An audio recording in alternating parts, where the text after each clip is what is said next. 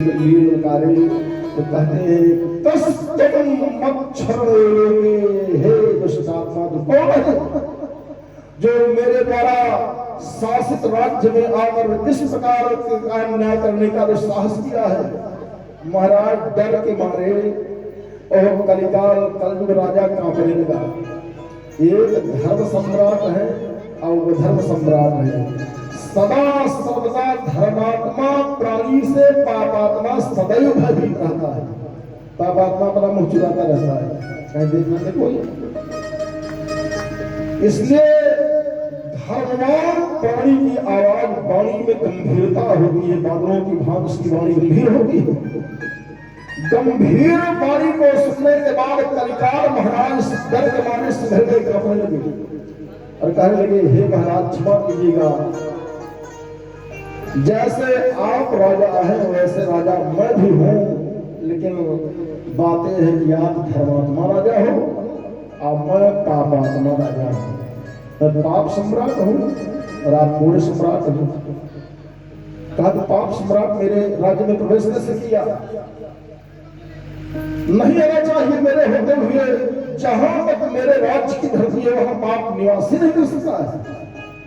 उस समय कलयुग ने बहुत अच्छी बात बताया राजा परीक्षित को। हे राजन, शायद तुमको जानकारी नहीं, बोले क्या? कहा मैं तुमसे भयभीत जरूर हूं, डर जरूर रहा हूं, और तुम हमारा कुछ नहीं बिगाड़ सकते हो, लेकिन एक काम जरूर करोगे। बोले क्या? कहा हमारे शरीर को कष्ट बहुत पहुंचा सकते हो, बाकी तो हमने सुना है अपने कान से। बोले क्या? कहा ब्रह्मा ने जो लिख दिया छठी रात्रि के अंक, कहा राई घटे न तिल बढ़े, इसलिए रहुए जीव निशंक। छठवीं की रात्रि में ब्रह्मा मनुष्य के कपाल में सुलेख और दुर्लेख सब लिखते हुए सच्चिदानंद हुआ कि अगर विधाता ने लिख दिया है तुम्हारी उम्र इतनी है हमारे अनुसार, तो उतनी उम्र तक तुम्हारा कोई कुछ नहीं बिगाड़ पाएगा। जितनी तुम्हारी उम्र ब्रह्मांड दिया है उतने समय तक तुम्हारा कोई कुछ नहीं बिगाड़ सकता है। और उसके बाद एक क्षण यहाँ रहने भी नहीं पाओगे। बोले सच्चिदानंद भगवान की कलिकाल कहता है हे राजा, विधाता ने मेरे ऊपर जानकर कितने लिखा है? 4,32,000 वर्ष मेरी आयु ब्रह्मांड लिखा है। क्या कर लोगे? हमारा कर नहीं पाओगे कुछ। मरूंगा नहीं तुम्हारे मारने से। पाप कभी मरता नहीं है। एक बात जानो दुर्गा जी, ओ गुप्ता जी, पाप माने राक्षस। पाप अगर कोई मारना चाहे तो मरेगा नहीं, लेकिन दब जाएगा, निर्मूल नहीं होगा। कारण दुष्टात्मा राक्षस गुरु है शुक्राचार्य। शुक्राचार्य मृत संजीवनी विद्या का ज्ञान इनके पास है, ये जानते हैं। मरे हुए राक्षस को फिर से जिला देने की कला केवल शुक्राचार्य जी जानते हैं, बृहस्पति नहीं जानते हैं।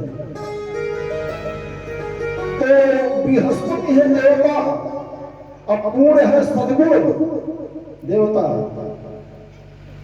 अपाप है राक्षस दुर्गुण।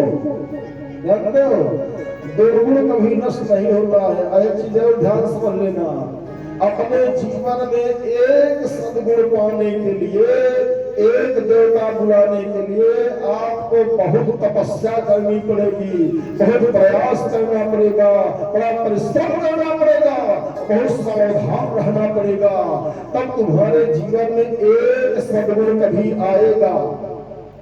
एक देवता को हम बोलते दुर्गुण के बड़े तोहका रच्ची परिश्रम नहीं करेगा, न प्रयास करेगा, चिट्ठी भेजेगा, फोन करेगा, न तार पठेगा। आपको बुलाना भी नहीं पड़ेगा, और बिना बुलाए आएंगे और अपना सारा काम भी बनाएंगे। बोले सच्चिदानंद भगवान की। तो राक्षस को बुलाना नहीं पड़ता है, और देवता बिना बुलाए आते नहीं है। दोनों में इतना अंतर है तो बिना बुराए नहीं आएगा। और उसके लिए बहुत बुरा परिश्रम करना पड़ेगा। आगे का अंतर और है, बोल क्या कहा, थोड़ी सी असावधानी आपके अंदर हुई तो देवता सदगुण आया बड़े परिश्रम से है, और जाने में बच्चे विलंब नहीं होगा उसके। और राक्षस, हाँ राक्षस आप जाता है बहुत आसानी से, लेकिन जाता बहुत कठिनाई से। बोले सच्चिदानंद भगवान की। एक दुर्गुण आ जाए तुम्हारी शरीर के अंदर,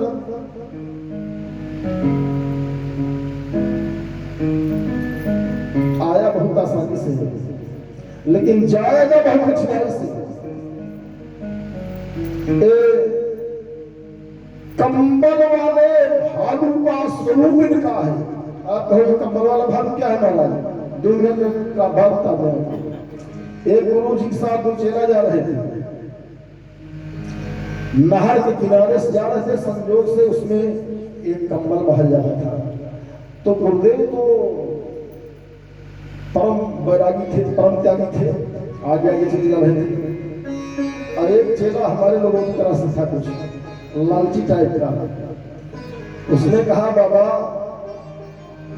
एक आदेश कर देते। बोले क्या?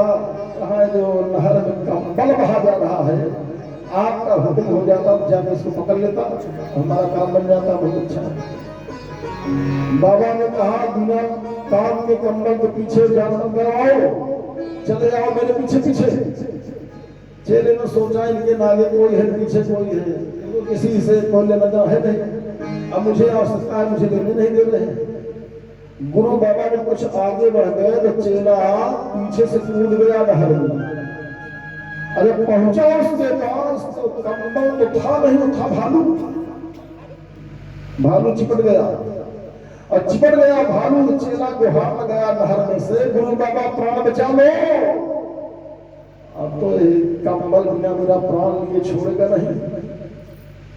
गुरु बाबा ने कहा छोड़ दे कंबल को, क्यों कंबल के पीछे जा क्यों आ रहा है? चेले ने कहा बाबा मैं कंबल मैं तो छोड़ना चाहता हूँ, लेकिन कंबल वो मुझे नहीं छोड़ना चाहता। बोले सच्चिदानंद भगवान की। मेरे पीछे राम का दुर्गुण भालू बन चिपट जाता है, चाहेगा नहीं, लेकिन आ जाएगा दुर्गुण को जाएगा नहीं। यही अंतर है दुर्गुण से दुर्गुण सच्चिदानंद भगवान की। तो कलिकाल है पापात्मा और राजा परीक्षित है पुण्यात्मा। पुण्यात्मा महाराज परीक्षित की वाणी को सुनने के बाद कलिकाल डर के मारे से हिल गया, कांपने लगा। परीक्षित ने कहा जहां तक मेरे राज्य की धरती हो, मेरे राज्य की धरती को छोड़ दो, हम सीमा से परे चले जाओ। उस समय कलिकाल ने कहा हे राजन की बड़ाई करते हुए कहता है, राजन मैंने आपके राज्य की धरती को छोड़ने का प्रयास जरूर किया है, छोड़ा नहीं है, लेकिन सत्य बताऊं। बोले क्या? कहा लक्ष्य तत्र तत्रापि मात्रे सुसरासनम, संपूर्ण धरती का भ्रमण किया, और जहां जहां मैंने देखा सर्वत्र तुम्हारा ही राज्य है, तो मैं कहां चला जाऊं? बंगाल की खाड़ी पहुंच जाऊं?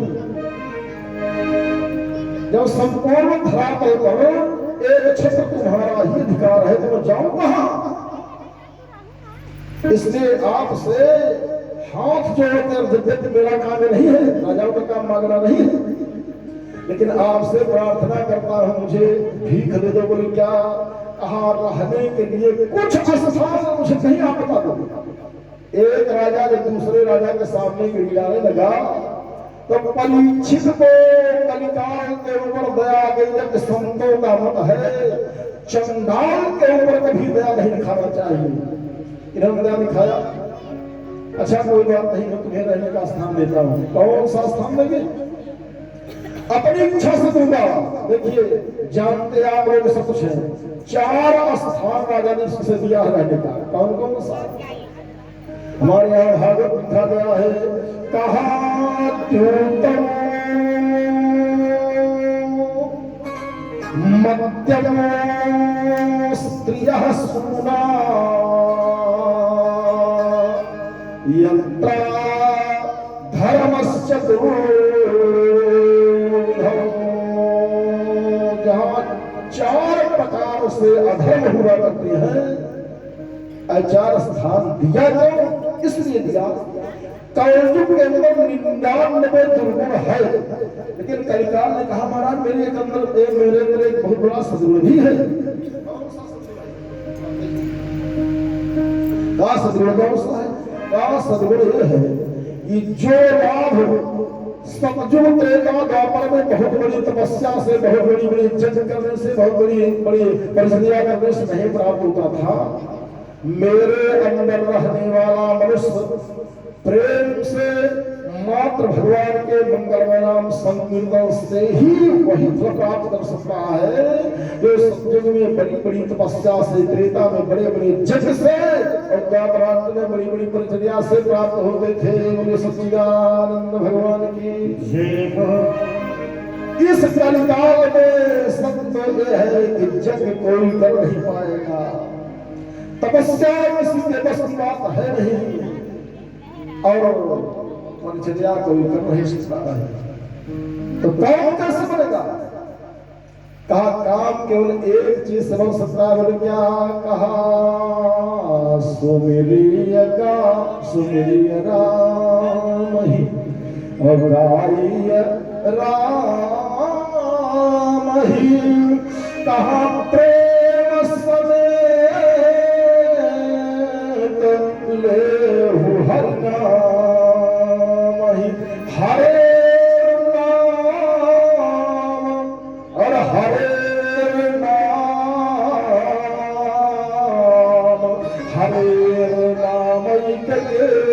केवल इस सरकार में केवल भगवान का नाम ही सब कुछ है। अरे नहीं कालिका नाम, कहा नहीं कालिका नाम न भगति विवेक, नहीं कालिका नाम भगति विवेक, नहीं कालिका नाम भगति विवेक, नहीं कालिका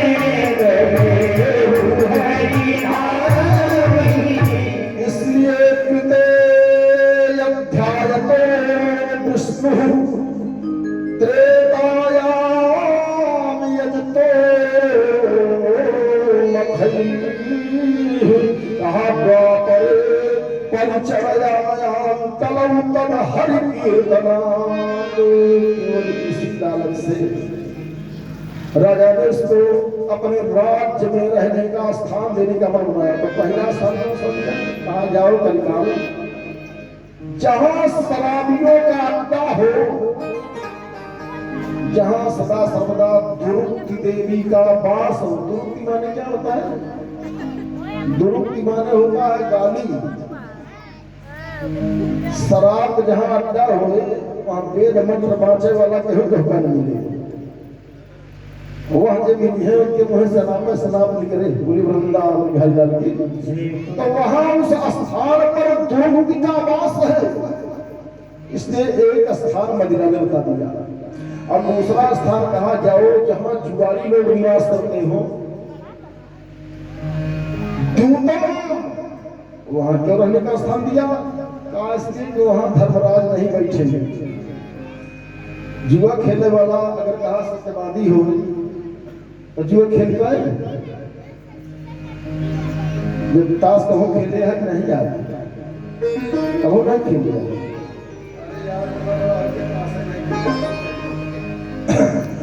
ताश तो हम भी जानते हैं खेलना।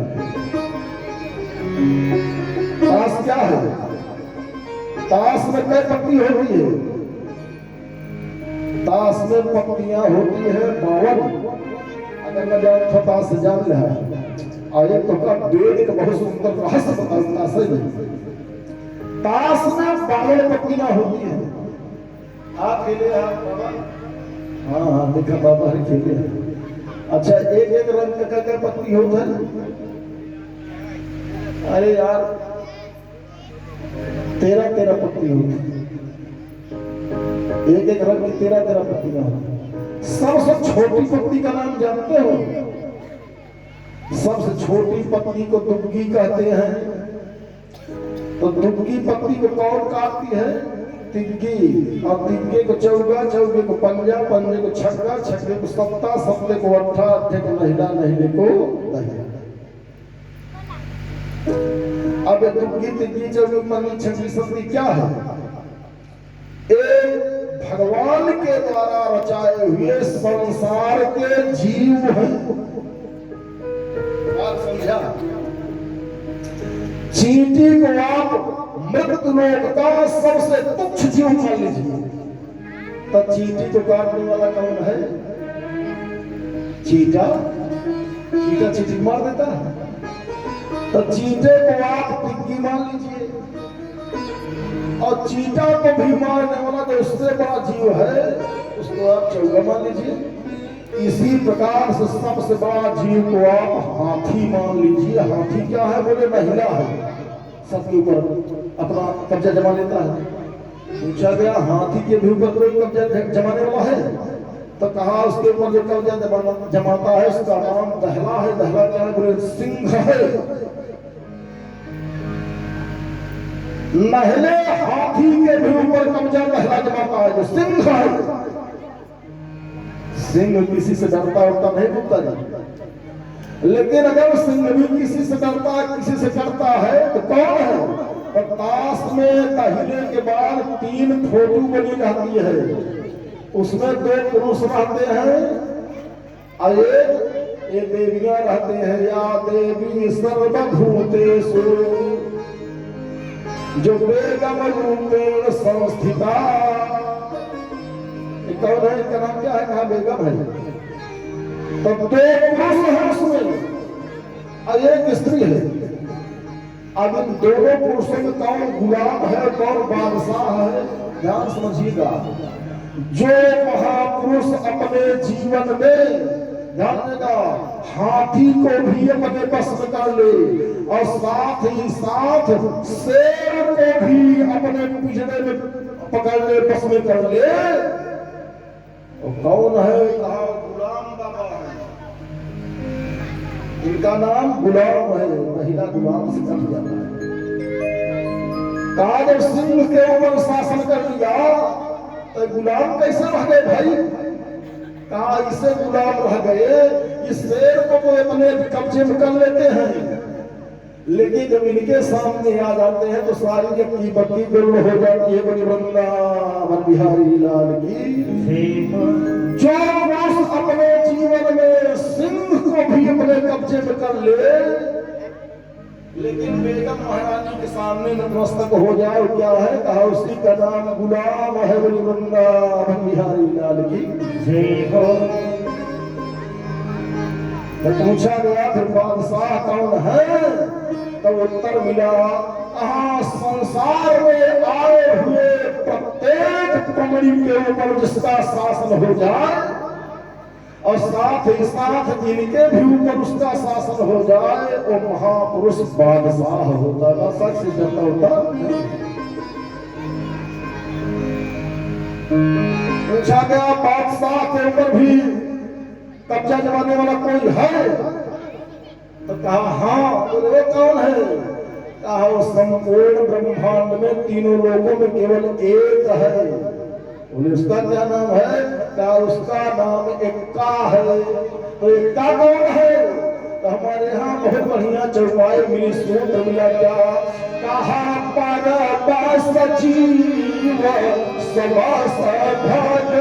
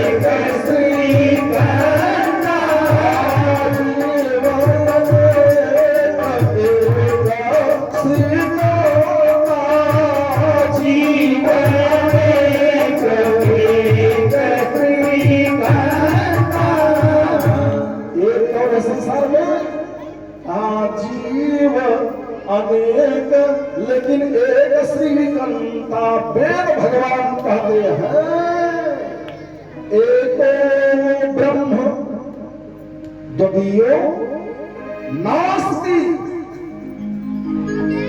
और कौन है? केवल ब्रह्म है, केवल भगवान, वही एक का है। ताश आप खूब खेलो, संत का निर्देश है। मेरी गारंटी है जो ताश आपको नरक के गर्त में ले जाने वाला है वही ताश आपको वैकुंठ के पात्र में भी बैठाएगा। लेकिन कब? ताश खेलते खेलते ताश के रास को जान जाओगे तब। जो प्राणी अपने जीवन में केवल एक से डरना सीख लिया, समझ लेना ताश का रास समझ में आ गया। क्योंकि परबस जीव सबस भगवंता कहा जीवन एक श्रीकंता।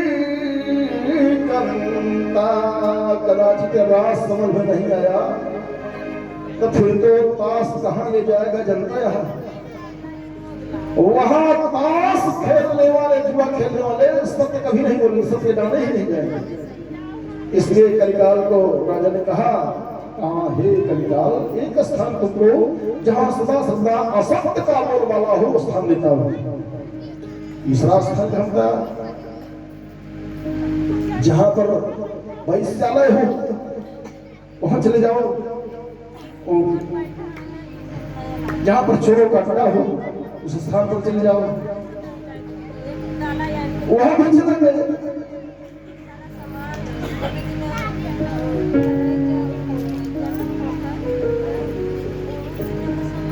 इस प्रकार से स्थान देने के बाद अर्जुन ने कहा महाराज आप राजा हो, अब बड़े दानी हो, बड़े धर्मात्मा हो, इनके गुणों का बखान किया। कहा महाराज चारों स्थान आपने बड़ी इच्छा से दिए हैं, मैं आपसे भीख मांग रहा हूं, इतने दातार हो, एक स्थान आप मुझे अपनी हमारी इच्छा से दे देते तो बड़ी शुरुआत हो जाती। राजा ने सोचा इतना गिड़गिड़ा रहा है, आखिर राजा भी है, एक स्थान इसके कहने से ही दे दूं क्या हो जाएगा हमारा? क्या मैंने कोई अच्छा स्थान दे दूं? कौन सा स्थान चाहते हो? उसने कह दिया महाराज रजो वैरम च पंचमम महाराज मैं सोने में रहना चाहता हूं। किसी को भी देखिए दान कोई हो, कुछ दान ऐसे होते हैं जो बिना सोचे विचारे दे देना चाहिए, लेकिन कुछ दान ऐसे होते हैं इसके बारे में कई बार सोचो, कई बार विचारो, तब देने का प्रयास करो, नहीं वही दान तुम्हारा सत्यानाश कर देगा। भगवान की ठंडी में क्या करते हो, और जड़ से तो प्राण निकलने वाला है, बिना सोचे विचारे आपको कपास प्रदान कर देता है। कोई भूखा प्यासा आ जाए आपके दरवाजे पर, सोच विचार मत करो, चाहे कोई भी हो, आप उसे भोजन करवा दो, तुम्हारा भी कल्याण होगा। लेकिन कन्यादान करना हो तो कई बार सोच विचार लेना, नहीं जीवन नर्क हो जाएगा। अर्थदान करना हो तो बहुत बार सोच विचार के तक दान करना। तुम्हारे यहां से प्राप्त किया, अल्लाह की चला गया, बीड़ी पी लिया, यहां से तुमने कुछ दिया, अल्लाह के चला गया, शराब पी लिया ठेके पर। आए मामा जी बहुत बढ़िया, देखिए हमारे मामा भी आ गए। हमारा धर्मशास्त्र कहना है दुनिया के लोगों, ब्राह्मण को भी दान करो, तो कैसे करोगे? हमारे यहाँ पुराण बहुत अच्छी बात की गई, क्या कहा? धूम्रपान रोके विप्राह, बोले दानम दलतियो नरहा। एक बीड़ी पिए वाले पंडित हैं, उनका अगर आप दान अब तोहरे पैसे बीड़ी पी के फूंक दे तो पहले आप नरक का अधिकारी होगा, बाद में फूके वाले होंगे। मैं नहीं कह रहा हूं, जो मेरा धर्मशास्त्र कह रहा है मैं उसको कहूंगा, अब कहने में संकोच भी नहीं करूंगा। लिखा है धूम पानवते विप्राह, बोले दानम ददतियो नरहा, तो तातारो नरक नयान्ति और ब्राह्मणो ग्राम सूकरः। अनधिकारी ब्राह्मण को दिया गया दान आपको नरक तक पहुंचाएगा, नरक का रास्ता। और बाद में उनको भी ग्राम सूकर हो गया, दलित होना पड़ेगा। इसलिए अधिकारी को ही करना चाहिए। कलिकाल ने कहा महाराज आपने अपनी इच्छा से 4 स्थान दिए हैं, एक स्थान हमारी इच्छा से आप दीजिए, तो पुनश्च याचमान आए रूप जातम दान प्रभु।